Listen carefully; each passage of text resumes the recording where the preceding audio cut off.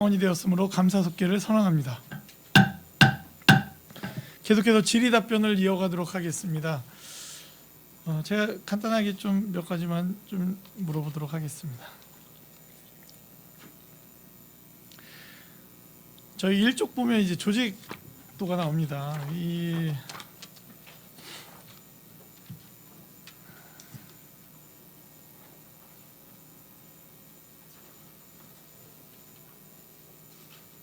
저희가 이제 최근에 이제 인구정책 관련된 우리 청년정책과에 제가 그 용역을 한번 가봤는데, 청년정책과가 굉장히 중요한 직제더라고요. 보니까 다 이 평택시의 어떤 미래에 대한 관련된 팀들이고, 그렇기 때문에 그 국장님 어떻게 이게 좀 그림이 어느 정도 과가 지금 안정화되고 그림이 좀 그려졌습니까? 업무에 대한? 뭐 지금 이제 두 개 국에 있던 게 이제 기능적으로 합쳐서 이제 한 개 과가 이제 출범을 했는데 네. 뭐 아직은 뭐 안착 단계는 아니라고 좀 보여지고 지금 이제 새로운 출발해서 이제 체계를 좀 준비해가는 과정. 이제 그 과정에 이제 나름의 사업들은 진행을 하고 있는데 아직은 좀 확장성은 좀 있다라고 보고 또 확장을 또 해나가야 되는 그런 부서라고 생각을 하고 있습니다. 청년정책과가 특별히 그 과 자체만의 사업이 아니라 사실은 이게 다른 과들도 모두 중요하지만 융합되어서 가야 되는 그런 핵심적인 과가 되지 않나 싶습니다. 그래서 이 부분들에 대한 어떤 운영의 큰 그림을 잘 그려주셨으면 고맙겠다는 말씀드립니다. 또 일자리 경제과를 보면 지금 사실은 지난 민선 7기 평택시에서 신재생에너지 그리고 에너지 사업에 대해서 굉장히 많은 강조를 했었어요. 그런데 약간 이 지금 조직 직제를 봤을 때 이 팀들 신재생에너지 팀하고 에너지관리 팀이 이 포지셔닝이 맞나라는 좀 의아심이 듭니다. 국장님 실장님 어떠세요? 예, 뭐 지금 시에서도 이제 요 파트는 이제 조정이 좀 필요하다라는 좀 판단을 하고 있어서 예. 그거에 대한 기초 검토를 예. 좀 진행을 하고 있는 거로. 아니 이게 무슨 뭐 예를 들면 환경국으로 간다든지 아예 과감히 예. 뭐 어떤 좀 대대적인 변화가 있어야 되지 않겠나. 왜냐하면 지난 민선 7기 그리고 문재인 정부 시절에는 굉장히 이게 중점 사업이었거든요. 그런데 지금 이게 뭐 얹혀져 있는 느낌이 있습니다. 그래서 이 조직 개편에 대해서 좀 잘 좀 해주셨으면 좋겠다. 예, 그건 뭐 시에서도 같은 공감을 하고 있는. 예. 22쪽 보면 23년 갈등 해소 및 지역 발전 사업 관련해서 단체 선정이 5월 중에 예정이라고 돼 있는데 결정됐습니까? 아직 선정 안 됐고요. 그 보조금 심의위원회를 6월 말쯤에 개최합니다. 그 되면 이제 그때 결정해서 통보할 겁니다. 5월 중인데 아직 결정은 안 났다. 예, 설기는 5월 중이지만. 예, 6월 중에 보조금 심의위원회에서 이제 결정을 해야 아, 거기에 따라 하게 됩니다. 알겠습니다. 400쪽 한번 보겠습니다. 400쪽. 앞쪽은 의원님들이 많이 공부해 오셨을 거라 생각하고요. 세정과 보면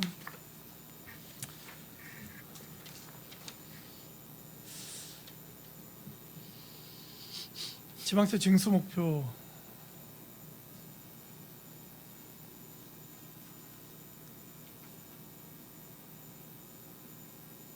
찾으셨어요? 제가 이제 표를 보면서 이렇게 작성하는 게 맞나 싶은 겁니다. 왜냐하면 계속 이렇게 올라올 것 같아서 제가 이거 좀 행감 때 짚고 넘어가야 될 것 같다. 2022년도 당초 목표액이 그리고 2022년 당초 목표액, 2023년 징수 목표 뭐 쭉 해서 증가하면 항에서 한 표를 만들어 주셨는데 2022년도 당초 목표액이 6,259억이에요. 2023년도 목표액이 8,051억이에요. 차감하면 1,792억은 증가돼서 28.6%가 증가한 걸로 표기가 돼 있어요. 그죠? 과연 이게 맞습니까? 왜냐면 저희가 최종 징수액을 가지고 따져야죠. 2022년도 대비해서 2023년도에 대한 증감 어떤 목표액이나 이게 저희가 이제 예를 들면 본 예산 그 평택시 본 예산 대비해서 저희가 예산 편성할 때는 전년도 본 예산 대비 뭐 증감을 따질 수 있어요. 그런데 이거는 이제 징수 목표액을 정함에 있어서 저희가 예를 들면 뭐 어느 뭐 기업이 있으면 매출을 전년도 계획 대비해서 올해 계획을 가지고 뭐 20%뭐 상향했다 뭐 이렇게 얘기하지 않거든요. 무슨 말씀이냐면 우리 평택시 2023년도 시세는 시세를 예를 들면 2022년도 최종 징수액이 8,527억입니다. 2023년도 징수 목표액은 8,051억이에요. 그러면 얼마? 마이너스 476억. 5.58% 감소되는 겁니다, 시세가. 그런데 우리 시에 지금 감소되어질 상황이 발생하지 않았어요. 왜냐하면 삼성전자 관련해서도 지금 영업이익이 감소하고 이런 부분도 지금 반영된 사항이 아니거든요. 내년도 반영분이거든요. 그렇기 때문에 이 부분들에 대해서는 그러면 우리 평택시는 지금 경제 성장이 시세만을 놓고 보면 시가 지금 마이너스 경제 성장을 하고 있는 모양으로 보인다는 거죠. 어떻습니까, 과장님? 네, 자료로 이제 확인을 하면 네. 그 위원장님 말씀이 옳습니다. 이게 보통 보면 이제 9월경 해서 이년도 다음 연도 예산을 책정을 하기 때문에 네. 그 이전에 들어왔던 거와 앞으로 들어올 거에 대한 부분을 예측을 해서 네. 그 이년도 예산을 이제 올리고 이제 그게 이제 확정이 되는 부분이 이제 9월달에 확정이 되잖아요. 네. 네. 이제 그러다 보니까 세수 측에서 약간 문제가 좀 있었던 부분은 자인을 합니다. 근데 작년 같은 경우에 9월달에 이미 들어왔을 때는 삼성전자가 1,470억을 냈으니까 네. 그걸 감안해서 잡으면은 더 많이 잡아놔야 되는데 2023년도 또 세수 여건이 지방소득세가 보통 60% 정도 차지를 하다 보니까 거기에 대해서 보수적으로 할 네. 수밖에 없는 부분은 좀 네. 있습니다. 그래서 그러니까 저는 이제 네. 그겁니다, 과장님. 그러니까 무조건 높게 잡아라 전년 대비. 저희가 일반 기업의 어떤 영업 목표를 설정하는 것처럼 무조건 높게 잡아야 된다. 이거는 아니고요. 저희가 이제 현상을 봐야 되는데 이제 9월달 시기적인 이 말씀도 주셨고 저희가 지금 행정사무감사가 2024년 6월에 열리고 있지 않습니까? 그러면 이 서류대로 보면 2023년 6월 만약에 이제 9월에 그렇게 잡으셨다고 하더라도 보수적으로 잡으셨다 하더라도 행정사무감사 자료에는 어느 또 추계를 다시 한다든지 해서 1차 수정이 가해졌어야 된다라는 게 저의 의견입니다. 네. 그래서 왜냐면은 아까도 다시 말씀드리면 이 표대로면 2023년도 평택시의 전체적인 기업들의 어떤 세수나 이 부분이 5.58% 감소하게 되고 그렇기 때문에 경제 성장이 감소하는 거냐 이렇게 보여지거든요. 어떻습니까, 현실은? 증가 뭐 저희가 감소하지는 않죠? 네, 지금 현재 상황은 감소하지는 않습니다. 목표액에 대한 부분, 시세 목표액에 대한 부분은 무난히 달성할 걸로 지금 보여지고 있고요. 네. 31개 타시군에 엊그저께도 이제 연찬회를 5월 24일 날 했는데 지금 상당히 다들 어려워하는 부분이 있지만 그래도 우리 시 같은 경우에는 그나마 목표액을 채울 수 있다고 보고 있습니다. 네. 그래서 저희가 이제 행정사무감사 특히 이제 세입이나 이런 부분에 대한 징수 목표 이런 부분들은 좀 현실에 맞게 좀 예. 조정을 해주셨으면 고맙겠다. 예, 표상으로 보면 이제 네.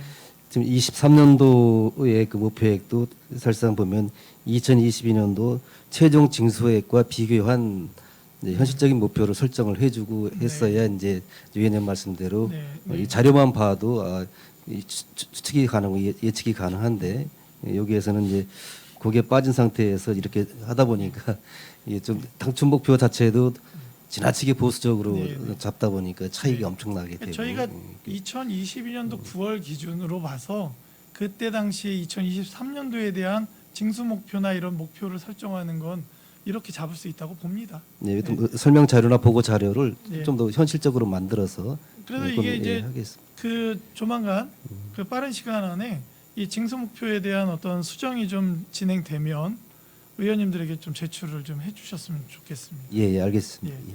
왜냐하면 저희들이 평택시 현 주소를 정확히 알아야겠거든요. 409쪽 보겠습니다.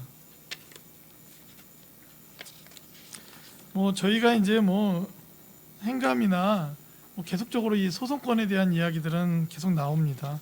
그리고 아까 김영 의원님께서도 앞부분에서 기획예산과에 대한 소송의권에 대한 말씀도 해주셨고, 저희가 이제 이 지금 409쪽에서 쭉 10쪽, 11쪽, 12쪽까지 봤을 때 총 22건의 행정소송권이 진행이 됐고,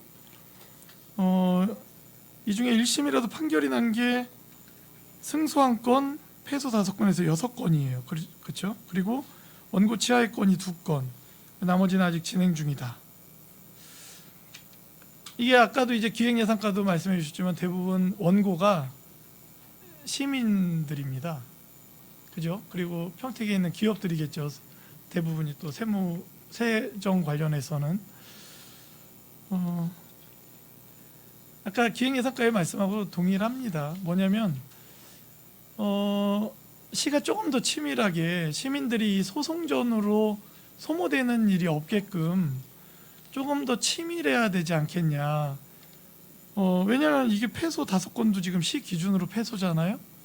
그러니까 시민들이 부당하다고 했을 때 소송 걸었을 때 시민들의 승소율이 높다는 거는 우리 공직사회의 어떤 모습들이 오해가 되면 이럴 수 있는 거죠. 일단 부과하고 억울하면 소송해라. 그렇기 때문에 물론 고의적으로 그러진 않았을 거라 생각합니다. 그러나 이 시스템이 아까 유정화 의원님도 그랬지만 고문 변호사 두었다 뭐하냐라는 이야기도 하시는 것처럼 저희가 이런 부분들을 조금 하던 관행대로 하던 부분들도 있지만 조금 개선할 부분들, 특히 과세 같은 경우는 계속 세법도 바뀌고 어떤 뭐 환경도 변하고 하기 때문에 능동적으로 좀 대처해서 이런 소송건이 좀 발생하지 않도록 최선을 다해 주시는 게 어떨까 하는 생각을 갖습니다. 예, 그분은 뭐 위원장님 말씀에 네. 공감을 하고요. 물론 이제 저희들이 이게 소송이나 이런 부분에서 이제 승소가 목표는 아니고요. 또 이제 쟁송에 안 가게끔 하는 게 어떻게 보면 가장 필요한 답이라고 생각을 하는데 네. 사안에 따라서는 현실적으로 이렇게 적용할 수밖에 없는데 또 이제 결과적으로 보면 그 부분이 그럴 수밖에 없었던 게 아니라 또 다른 여지가 있었구나라는 것을 이제 또 뒤늦게 이제 알게 되는 경우가 네, 또 네. 있어서 네. 이제 쟁송에 갔을 때 이제 패소하게 되는 사항들이 있는데 네. 저들이 이제 뭐 전문적인 분야이기 때문에 사안별로 이렇게 말씀드리기는 어렵지만 네. 위원장님 말씀하신 대로 좀 더 세밀하게 살펴서 갈 수 예. 있도록 그렇게 이거 하겠습니다. 22건 한번 전체 검토를 해봤는데, 근데 이게 이제 행정소송이다 보니까 이제 피고가 평택시로 돼 있지 않습니까? 그죠? 그래서 담당한 개인을 향해서는 저희가 소송이 진행이 되는 건은 아니에요, 이쪽은. 그러다 보니까 이제 담당자들의 어떤 뭐 제가 볼 때는 뭐 고의는 아니겠으나 책임을 지진 일은 없어요. 아까 기획예산과의 소송권도 말씀해 주셨지만 판결문을 잘 검토를 하셔야 될 것 같아요. 판결문에 그 담당 공무원의 과실이 명시가 됐을 때에는 그 부분에 있어서는 조금 검토가 좀 감사관실에서 필요하다라는 생각을 갖고요. 이게 이제 뭐 관행대로 계속 그 어떤 고지서가 발부되고 했을 때에 기업들은 계속적으로 세무에 대한 고민들을 하고 있기 때문에 아니다 싶으면 소송 걸잖아요, 지금. 그러면 또 저희가 패소하고, 그러면 그 패소에 대한 책임은 저희 시가 그냥 뭐 패소에 대한 책임을 질 뿐이지 개인들은 물론 시스템적으로 했을 때 패소하는 건 어쩔 수 없습니다. 근데 너무 그런 게 없다. 그래서 지금 22년도 자료만을 보니 아직 진행 중이 굉장히 많은데 최근 10년치 자료 한 번만 제출해 주십시오. 소송이 진행 중이지 않은 결론이 난 세정 관련해서 제가 한 말씀만 예, 드리겠습니다. 네. 이게 지금 진행 중인 사건 19건 중에서 12건이 법인지방소득세에 관한 건입니다. 네. 이 법인지방소득세에 관한 건 중에 이게 소송이 왜 진행이 되냐 하면 그 지방세법이 개정이 되면서 그 2월 과세에 대한 부분을 과세 특례를 줘서 국세는 그걸 시켜주고 지방세는 해당이 없는 걸로 보고 외국인 지방세 그 공제 부분도 국세에서는 정책세제로다가 해주는데 지방세에서는 안 해주는 부분이 있습니다. 근데 그 중에서 일부 법원에서 그걸 인정한 사례가 있어서 네. 그 대기업 특히 뭐 LG화학, 삼성물산, 현대오일뱅크, 한라홀딩스, 한미약품, LG유플러스, 롯데쇼핑 뭐 이런 대부분 이제 데에서 중견기업 현대자동차 이런 이상 데서 것들. 전국적으로 전부 다 이게 밀집돼서 그냥 묻지마 소송식으로다가 지금 네. 들어온 부분이 있습니다. 네, 네. 그래서 그게 한 건 한 건에서 개인적으로 해가지고 이게 서로 기다 아니다 따지는 게 아니고 전국적인 사항인 부분을 네. 말씀을 드립니다. 그러면 지금 이 현상은 우리 평택시만이 아니라 모든 지자체가 동일하다. 네, 맞습니다. 지방세 관련돼서. 네네. 그냥 다 개별 소송인 건 맞는 거죠? 네, 각자 행정적 네. 부가 관청이 다르다 보니까는 음. 각각 그렇습니다. 예. 과장님 어쨌든 최근 10년치 소송이 결론이 난 부분에 대한 자료를 좀 제출 한번 해주십시오. 네, 알겠습니다. 네. 445쪽 과온합 내역인데 이거는 지금 저희가 행감을 6월에 하다 보니까 좀 확인이 어려워요. 저희가 이제 뭐 과세 시기나 여러 가지 그 뭐 이거는 그냥 당부의 말씀드릴게요. 과온합에 대해서 좀 철저히 대비를 해달라. 447쪽입니다.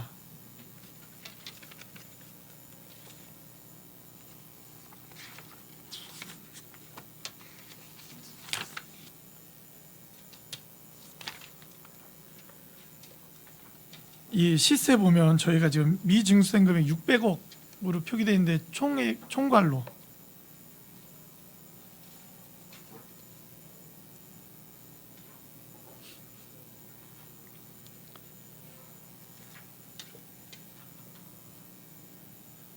시세 미증수액 2022년도 600억 여원 맞죠? 이게 지금 현재까지 징수액이 어떻게 됩니까? 저희 그 징수가 자료 510쪽에 보면 어느 정도 나와 있는데 이거 보고 잘 이해가 안 돼서 제가 지금 질문을 좀 드리는 겁니다. 딱 2022년도 건에 대해서만. 네. 2022년도 결산분에 대해서 이제 관연도 수입이 있잖아요. 요 예. 관연도 수입에 대한 부분은 21년도 현년도분 미징수액이 한꺼번에 넘어와서 22년도에 관연도로 잡힌 것 중에서 이제 그렇게 되면 이게 490억이 되겠죠. 490억 중에서 일부 결손하거나 징수하고 남은 340억과 나머지 부가 징수해서 95%의 정률로 해서 5% 남은 현년도분이 합산된 금액이 600억입니다. 예. 그러다 보니까는 네. 260억 정도가 현년도에 대한 이제 체납액이고요. 2022년도. 22년도 거. 더해서 관연도 거랑 현년도 거랑 더해다 네. 보니까 600억이 된 겁니다. 네네네. 2022년도만 봤을 때 이 지금 미징수액이 260억이다. 네, 맞습니다. 네. 그 얼마나 징수가 됐습니까? 2023년도 내내. 요 600억이 23년으로 넘어가서 관연도가 돼서 네. 이제 징수과에서 자료가 나옵니다. 지금 이거 2022년도 결산 자료인데. 네네. 22년도 결산돼서 600억이 징수과로 넘어가면서 네네. 거기서 징수한 금액이 징수과에서 나오는 거고요. 23년도 1월 못 알아듣나요 지금? 제가 예. 말씀드리겠습니다. 네. 그 510페이지에 네, 나와 510조. 있는 부분, 네. 지금 510페이지를 보시면은 네. 그 체납액 징수성 미중재액 조치 결과가 나오지 않습니까? 네네네. 그게 이제 22년 결산이 아까 말씀하신 대로 현년도분을 뺀 아까 340억 그 부분이 관연도 부분 체납액하고요.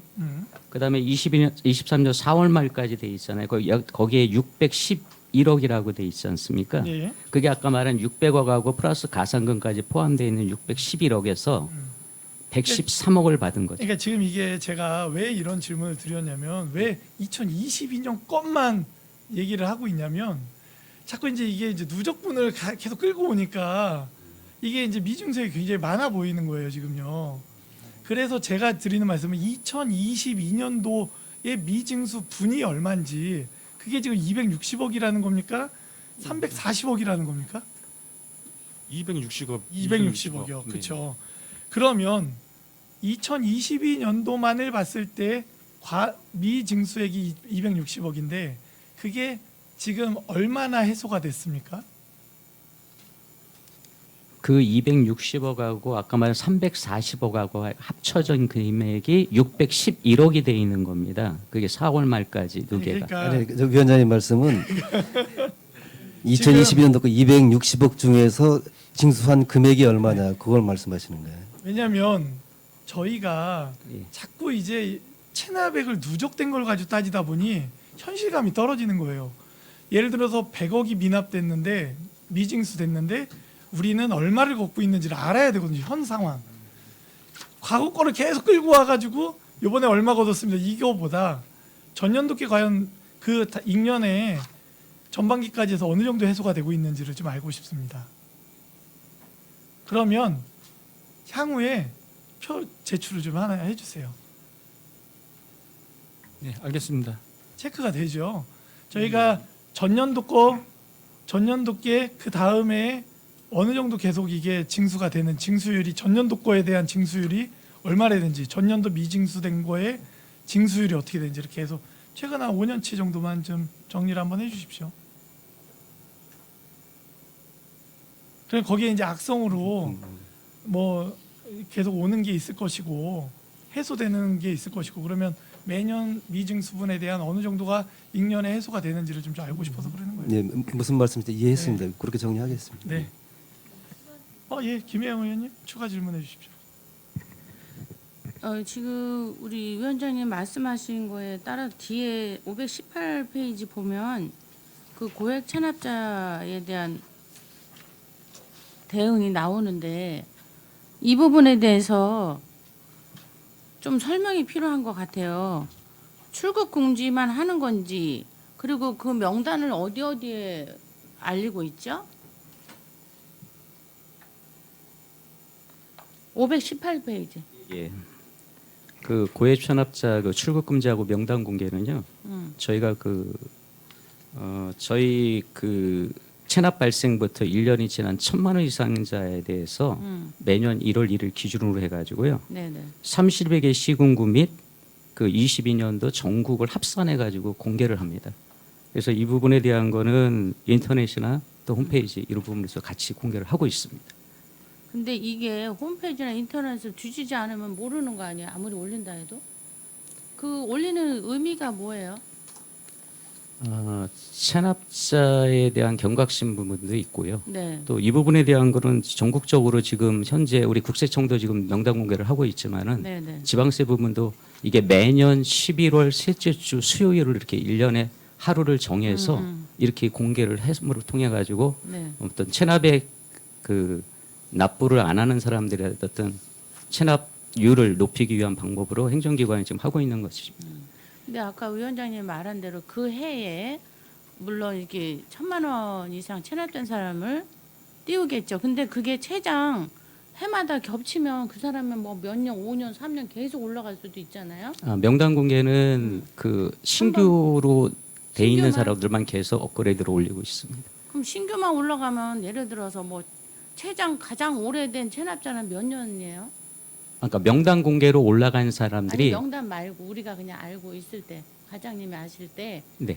최장 체납이 오래되신 분에서 이렇게 징수하지 못한 분이 몇 년짜리가 최장 기준? 저희가 이제 그래서 체납자를 이제 정리하는 방법 중에 제일 첫 번째는 징수가 우선이고요. 네. 그 징수가 되지 않은 사람에 대해서 행정기관이 받을 수 있는 기간이 법적으로 이제 5년인 부분이 있고요. 그 다음에 이제 5천만 원 이상에 대한 부분에 대해서는 정리보류를 했을 때는 10년까지 지금 관리를 하고 있습니다. 그러면은 그 5년이 지나면은 어떻게 처리가 돼요? 체납 처분이 되지 않은 상태에서 재산이 없는 사람에 대해서는 아까 말한 대로 결손 처분, 예전엔 결손 처분이라고 그랬는데 지금은 정리보류라는 용어로 바뀌어가지고 네. 세금을 좀 정리해주고 있습니다. 그러니까 정리한다는 의미는 말 그대로 없어진다는 얘기죠. 그렇죠. 예를 들어서 의도적으로 이제 5년 동안 1,000만 원이 체납이 됐는데 그 안에 뭐 재산을 어떻게든 정리해서 5년 동안에 재산이 없는 걸로 됐어. 물론 1,000만 원 때문에 안 그랬지만 5천만 원 정도 이렇게 되면 그러면 결론은 우리가 아무리 알리고 무슨 수를 써도 못 받는 경우가 있겠네요. 그렇죠? 예, 그렇습니다. 그 의도적인 사람들도 있을 거 아니에요?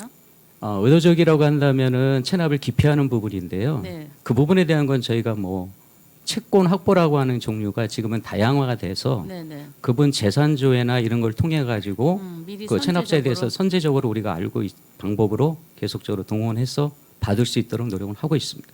노력을 하는데도 지금 계속 그 해에 아까 말했듯이 200억에서 못 받은 부분 그게 계속 몰려갖고 전제는 600억까지 있는 거잖아요. 예, 그렇습니다. 그런데도 이 600억을 결국은 5년, 10년이 지나면 받아낼 수 없는 상황으로 간다는 거는 선제적으로 우리가 더 빨리 예를 들어서 그 해에 명단을 올린다고도 하지만 저번에 저희가 가서 현장 징수하는 걸 한다고 했는데 현재도 그 인원이 발동을 하고 있는 건가요?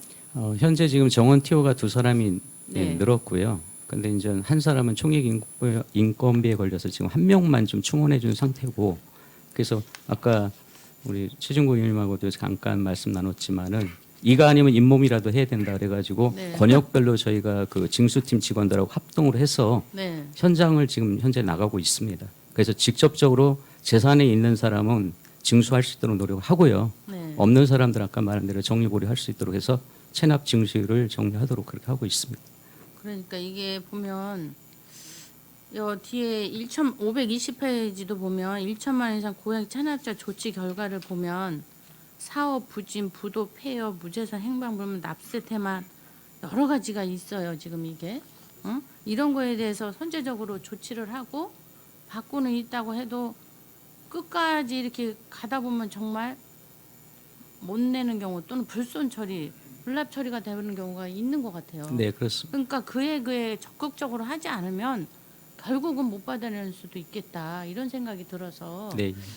그에 좀 선제적으로 진짜 활동을 할 수 있도록 예를 들어서 이거는 뭐 우리가 돈을 더 들인다고 해도 그런 걸 간과하고 넘어갈 수가 없다는 면에서 우리가 해야 되는 거죠. 네, 그렇죠? 맞습니다. 예. 그게 또 고질적으로 돼버릴 수도 있고 일부러 부도 폐업하는 사람들도 있잖아요. 그렇죠? 의도적으로. 의도적일 수도 있고요. 그러나 저희가 의도적이다 아니다 판단하기는 좀 어려운 부분이 그렇죠. 있지만은 네. 자, 현장 가다 보면 사실상 네. 그 실제 거주 여부를 확인하고 네. 또 법인 같은 경우는 사실상 뭐 유령 폐업이니 이런 경우도 확인할 수 있는 부분이기 때문에 네. 실질상 사실 조사를 통해서 아까 말하면 말 그대로 의도적으로 기피했다는 거는 저희가 하여튼 행정력을 동원해서 받을 수 있도록 노력을 하고 있는 부분입니다. 그래서 아까 말씀드린 대로 공평 세제 이렇게 쉽게 얘기해서 납세자가 정상적으로 세금 낸 사람이 억울하지 않도록 그렇죠. 어떤 체납 징수에 최선을 다하겠습니다. 그러니까 법인 같은 경우는 유령 폐업을 하면 더더욱 받아낼 길이 없지 않나요? 그런 부분도 있고요. 네, 개인은 좀 끝까지 어떻게 간다 하더라도 그래서 경기도도 그런 부분을 좀 알아서요. 상급기관으로 저희가 협의체를 구성해서 같이 합동으로 체납 기동팀을 광역 차원에서도 지금 징수를 하고 있습니다. 네, 아무튼 여러 가지로 저희보다 더 선제적으로 하고는 있다고 생각하지만 우리가 생각할 때 그것이 뭐 이름이 인터넷에 알려주고 그러면 뭐 창피해서도 낼 것 같다 뭐 이러지만 사실 뭐 그거는 누가 일부러 들어가지 않는 이상은 정말 말이 그렇지 실효성이 그렇게 크지는 않은 것 같으니까 결국 우리가 더 행동적으로 나가야 되지 않을까 하는 생각이 들어서 근데 우리 과장님 잘 하고 계시는데 조금 더 올해는 또 뭐랄까 적극적으로 더 현장 활동을 해야 되는 게 맞을 것 같아요. 네, 알겠습니다. 네, 여기까지 자우르시면 좀 더 노력해 주시기 바랍니다. 네, 알겠습니다.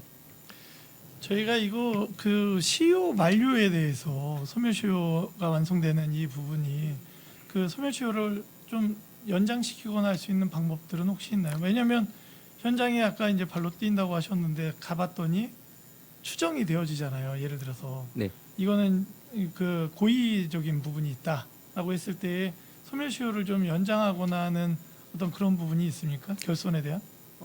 시효 소멸 쉽게 얘기하는 정리보리라고 하는 거는 음. 지방세 징수법상 관련 법에 시효 기간을 정해놓은 것이고요. 네. 그래서 정부에서도 그래서 예전에는 5년으로 하나 통일시켰는데 아까 말씀드린 대로 5천만 원 이상자까지 이런 부분은 좀 의도적인 부분도 없지 않아 있을 수 있으니 그런 고액자에 대한 부분은 더 관리하라 그런 측면에서 지금 10년으로 늘려놓은 상황입니다. 그래서 하여튼 고액 체납자 징수를 저는 이렇게 말씀드리고 있죠. 원년으로 생각하고 올해 최대한으로 열심히 해서 징수할 수 있도록 노력하겠습니다. 노력해 주십시오. 네. 예, 이종원 의원님 질의해 주시기 바랍니다. 네, 안녕하십니까. 이종원 의원입니다.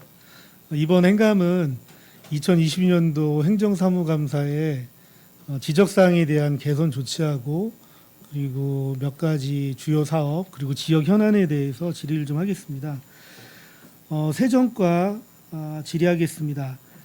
409쪽 행정심판 및 행정소송 관련 질의입니다. 2023년도에는 행정소송이 한 건도 없는 건가요?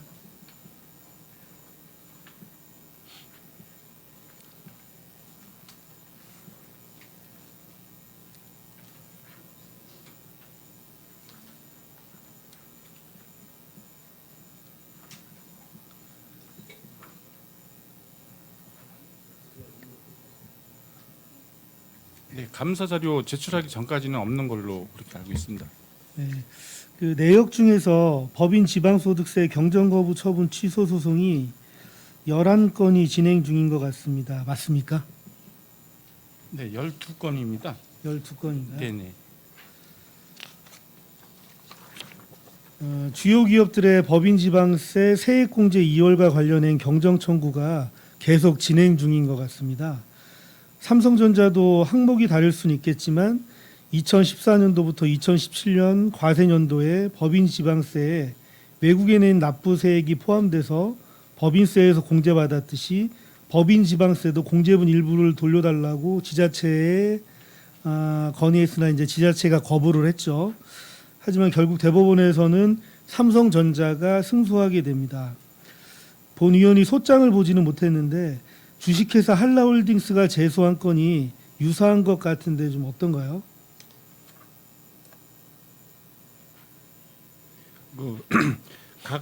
각기 이제 소송으로 인해서 그 각기 사항이 다르다 보니까 유사하다고 해서 그거를 인용을 할 수가 없습니다. 그래서 이건 진행하는 걸로 다 이제 의견들을 지자체에서도 전부 다 우리만 있는 게 아니고 234개 자치단체에 갈려 있는 그 행정청에서 의견을 모아서 이거는 진행을 하자, 이거는 그냥 인용을 하자, 이거를 행안부에서 모아서 취합을 해서 그 조정을 해줍니다.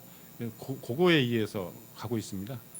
그 외국 납부세 공제 관련해서 이미 승소한 판결이 있기 때문에 그거에 근거해서 비슷한 유형의 지금 소송들이 계속 이루어지고 있는 것 같고 한라홀딩스도 그것과 관련해서 유사한 사건인 것 같습니다. 이 건에 대해서 지금 진행되고 있는 상황이 좀 어떤지 알 수 있나요?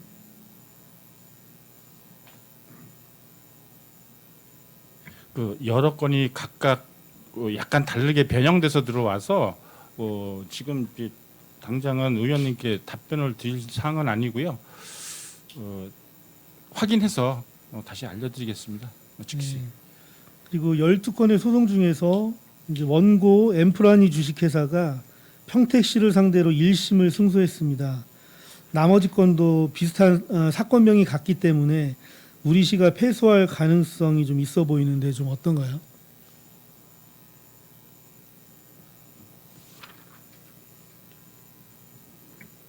그 행정소송 관련해서 저희가 패소하게 되면 그 법원의 지휘를 받게 되잖아요.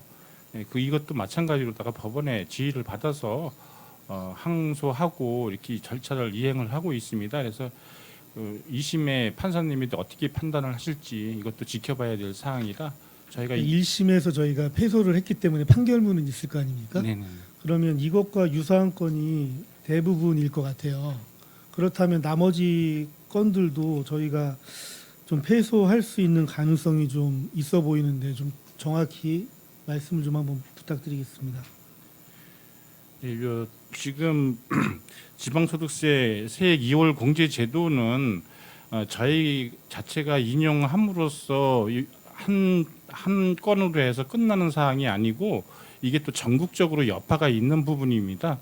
그래서 저희가 그 1심 패소한 부분을 그 판결문을 읽고 우리가 스스로 판단해서 유사한 부분이다라고 해서 직권적으로 감액하거나 환부해 줄 수는 상당히 어려운 부분이 좀 있습니다. 네. 보면 다수의 지자체가 피고로 되어 있지 않습니까? 예, 그래서 뭐 적극적으로 협조해서 소송에 임해 주시길 바라겠고요. 그 관련된 자료들 판결문이라든지 관련된 자료를 좀 요청하고 그 1심 판결에 대해서는 확인하신 후에 판결 내용에 대해서는 좀 확인하신 후에 좀 빠르게 좀 저한테 자료를 좀 주셨으면 좋겠습니다. 네, 알겠습니다. 네, 그리고 447쪽 2022년도 결산 자료에 레저세가 2억 9,800만 원이 처음으로 징수되었습니다. 이 세원은 어디에서 나온 건가요? 이게 이제 그 전자 발매장에서 나오는 그 지능 투표권이라고 저기 전자상에서 발매되는 게 있습니다. 스포츠 토토라고 보시면 되겠는데요. 네, 거기에서 나오는 부분인데 이것도 이제 국회에서 이번에 개정을 해서 이거를 과세 대상에다가 더 추가로다가 더 하는 걸로도 추진하고 있습니다. 22년도 1월부터 신고된 건에 대해서 이제 저희가 세입으로 잡히게 된 건이죠.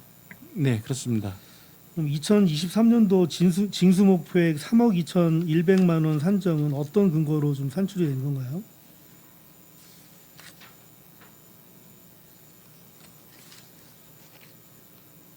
그 전년도에 들어왔던 부분에 대해서 유사하게 들어올 것이라고 예측을 해서 그렇게 잡았습니다.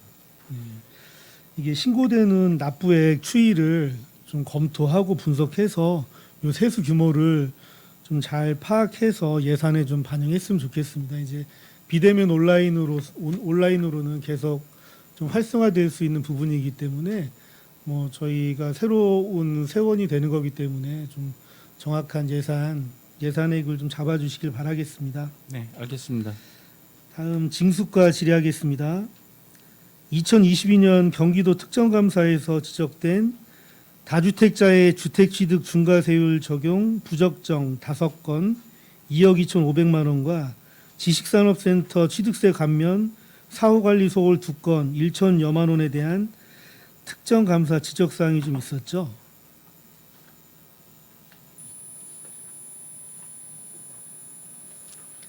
페이지에는 없고 이제 감사 자료에 있는 겁니다.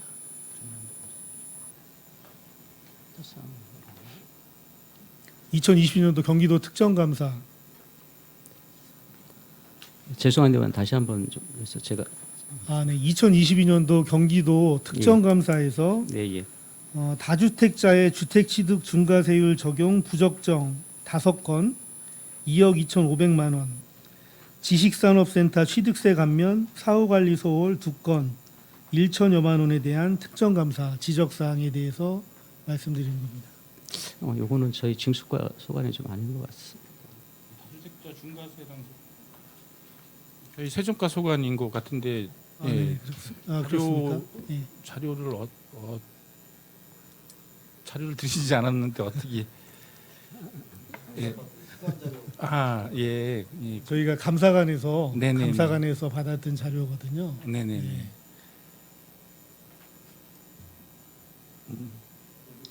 확인이 안 되시면 좀 확인해서 네네. 알겠습니다. 확인해서 좀 말씀 주셨으면 좋겠습니다.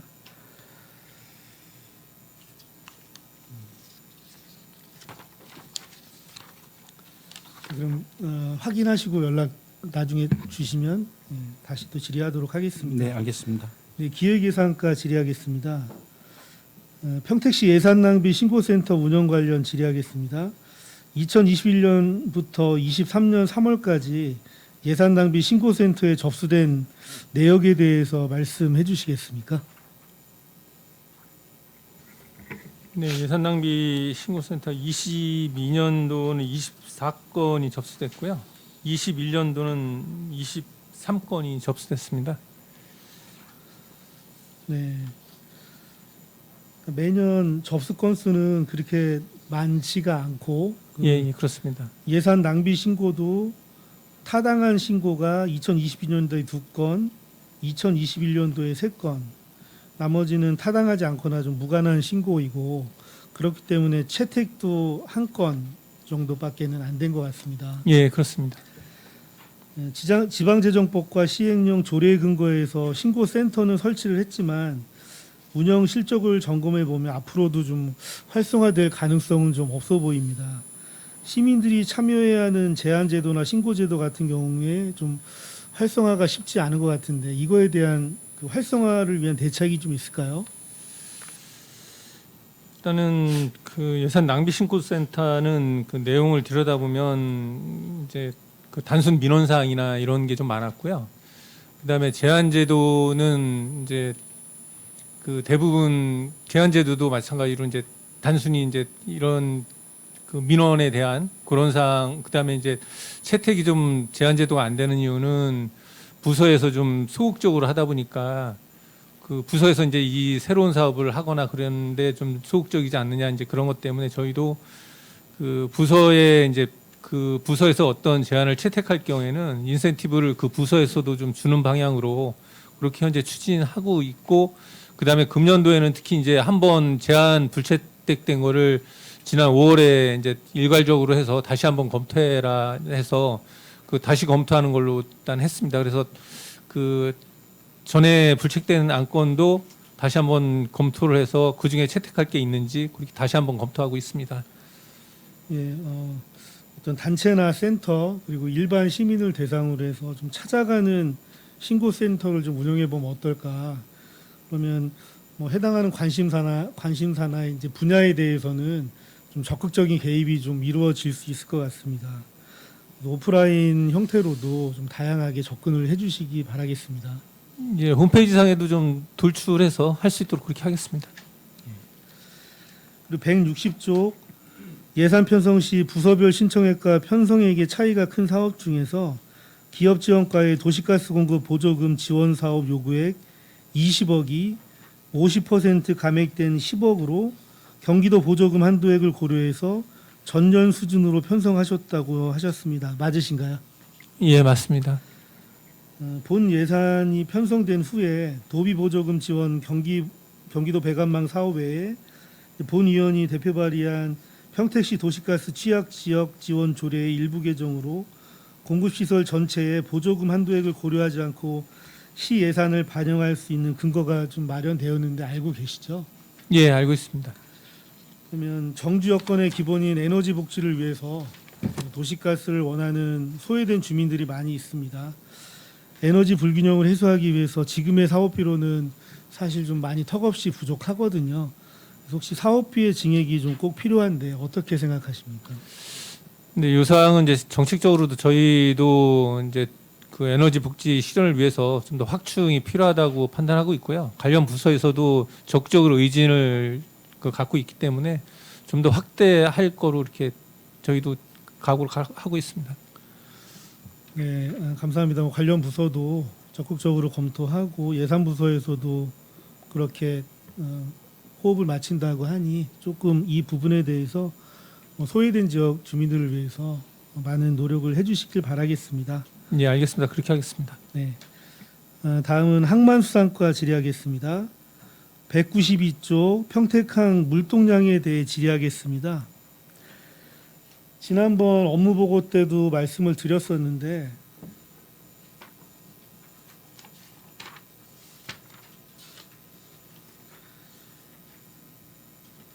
(2023년도에) 물동량에 대한 예상 목표 수치가 없습니다.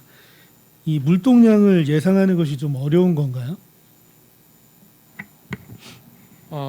물동량 예상하는 거는 그렇게 어렵지는 않습니다. 왜냐하면 기본적으로 이게 물동량 변동이 급격하게 되는 건 아니니까요. 근데 사실 지금 같은 경우는 이제 이렇게 코로나 시기가 끝나고 다시 이제 정상화되는 과정에서 전반적인 여건이 많이 변한 상태입니다. 왜냐하면 코로나 시기에서는 이제 그 물류 체계가 이렇게 꼬이다 보니까 전반적으로 이제 이렇게 전 세계를 운항하는 선박들이 그 물류 체계에 꼬이다 보니까 정체가 되고 아시아권에서 움직이던 선박들이 다시 또 전대가 되고 연근에 다니던 배가 또 그 빈 공간을 메꾸다 보니까 전반적으로 물류 체계가 많이 꼬였는데요. 이제 지금 그게 다 해소된 상태에서 이제는 이제 선봉량이 많아져 버린 상황이 됐거든요.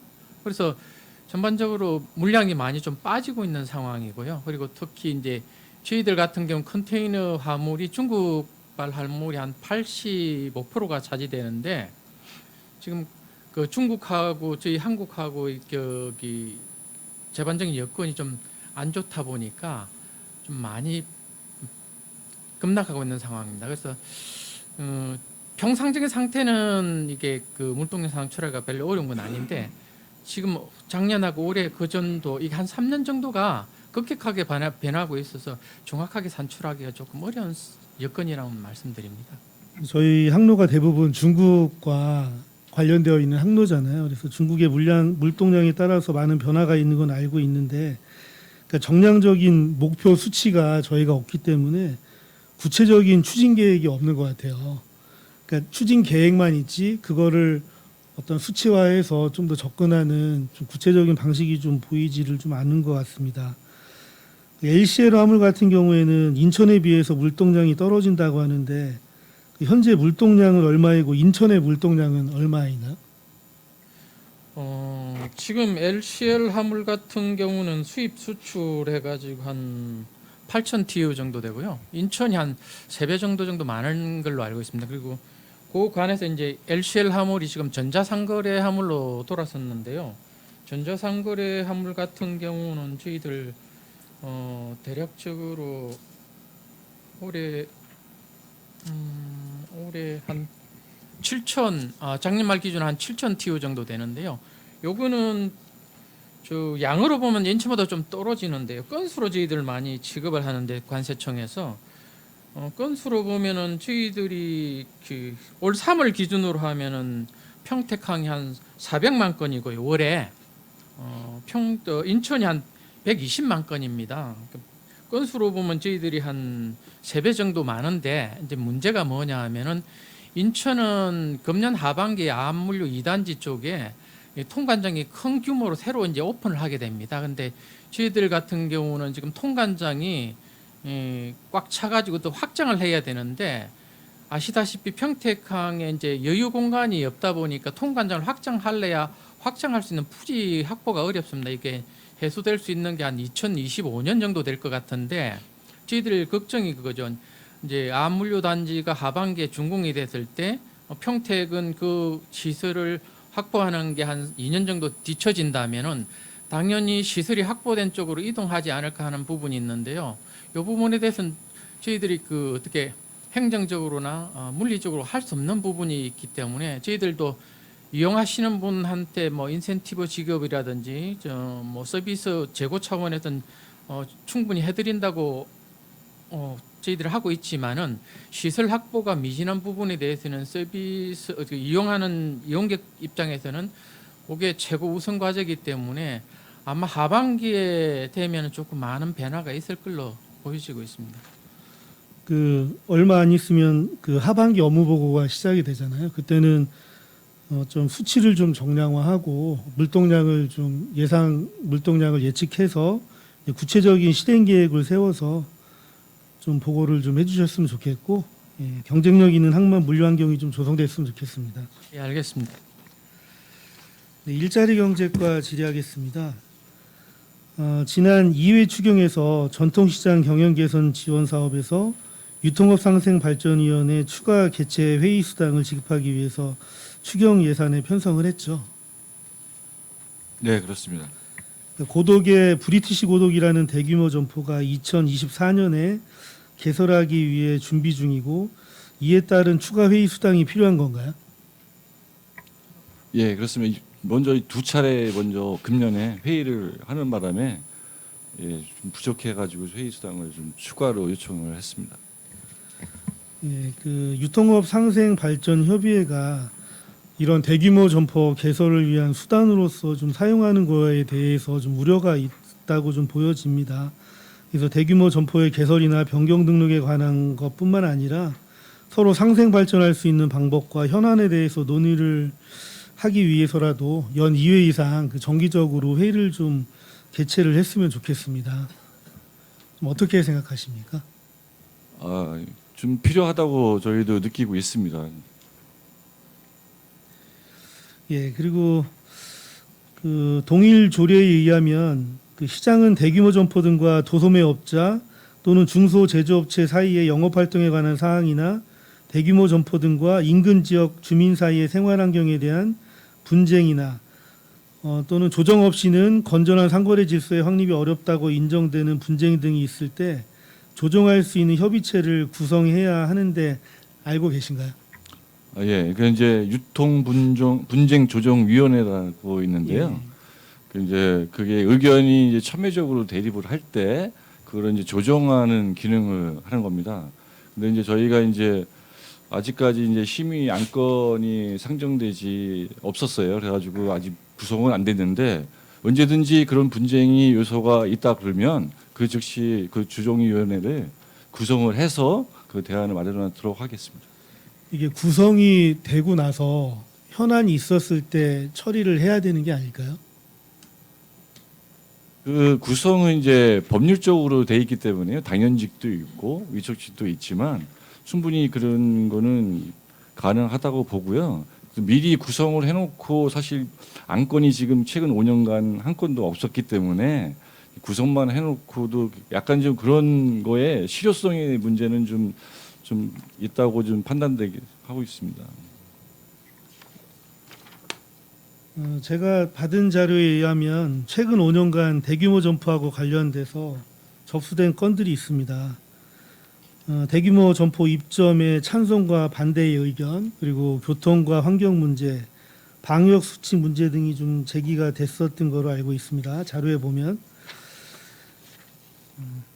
뭐 이런 사항 외에 또 영업 활동에 민감한 문제들이 도출이 좀 돼서 협의가 잘 안 되는 부분들이 생겨서 더 큰 분쟁으로 이어질 수 있는 소지가 있기 때문에 이런 협의체를 뭐 조례 근거에서 좀 설치하는 부분이 좀 어떨까?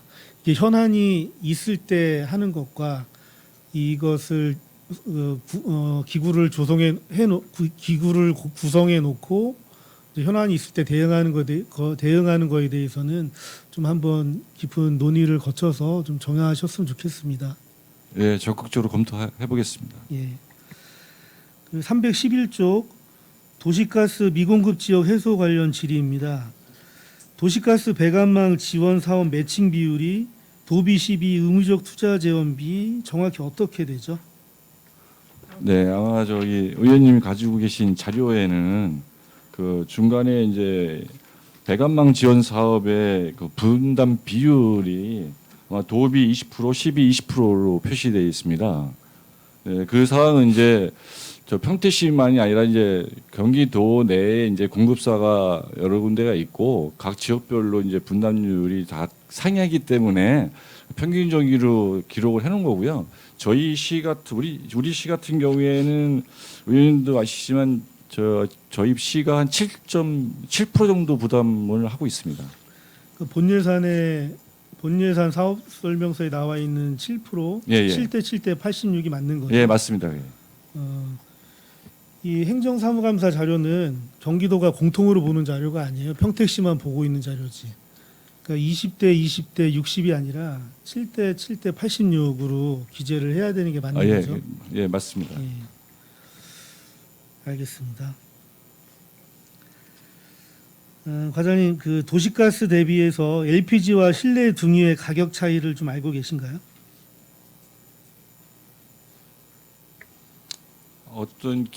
정확하게는 아직 모르겠고요. 그 기준에 따라서 약간 좀 틀리는데요.